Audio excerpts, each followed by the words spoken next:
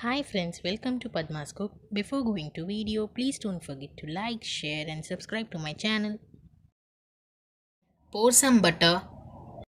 Add mustard seeds,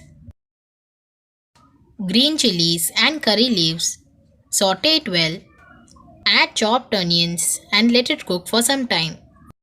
Add a pinch of asafoetida, coriander leaves and mix it. Add chopped garlic and let the garlic cook for some time.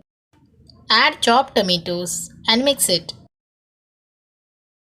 Add 1/4 teaspoon turmeric powder, half a teaspoon red chili powder, salt to taste. Add little water and let the tomatoes cook till it gets a mashy texture. Squeeze half a lemon. Now add the pav pieces and mix it. For garnishing, add some coriander leaves. And the super tasty bread upma is now ready.